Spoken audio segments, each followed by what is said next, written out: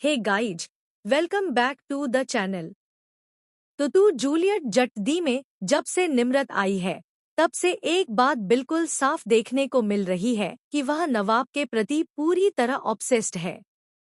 समझ नहीं आता कि नवाब और हीर उसे इतनी फ्रेंडली वाइब क्यों दे रहे हैं और उसे इतना कंफर्टेबल महसूस कराने की कोशिश क्यों कर रहे हैं।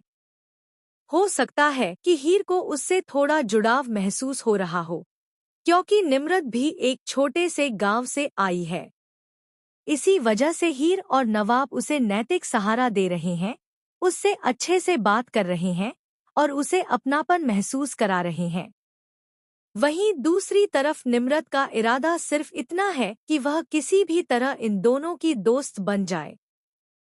लेकिन जिस तरह से वह हीर को नुकसान पहुंचाने की नीयत से खाना बनाकर लाती है ताकि हीर की तबीयत खराब हो जाए, वह बिल्कुल गलत है। किसी के खाने में मिलावट करना बहुत बड़ा अपराध है।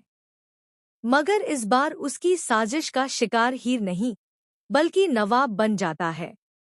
नवाब वही फिश करी खा लेता है जिससे उसे एलर्जी है और उसकी हालत बिगड़ जाती है। इसके बाद नवाब को तुरंत अस्पताल ले जाया जाता है। हीर बड़ी मुश्किल से ट्रैक्टर चलाकर उसे अस्पताल पहुंचाती है। उसके साथ बुजो, कोयल और बाकी लोग भी मौजूद होते हैं। इसी बीच सबसे बड़ा नुकसान यह होता है कि नवाब और हीर जिस करोड़ों रुपए के घोटाले की जांच कर रहे थे, वह मामला फिलहाल पीछे छूट जाता है।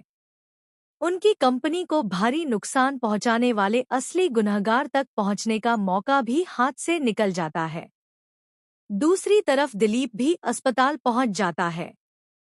अब सवाल यह है कि आखिर इतने बड़े घोटाले के पीछे कौन है?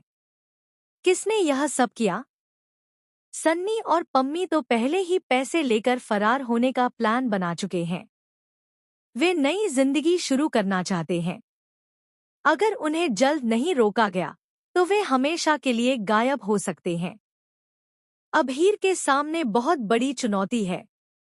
एक तरफ उसे अस्पताल में नवाब का ख्याल रखना है और दूसरी तरफ सन्नी और पम्मी के किए गए घोटाले का पर्दाफाश भी करना है।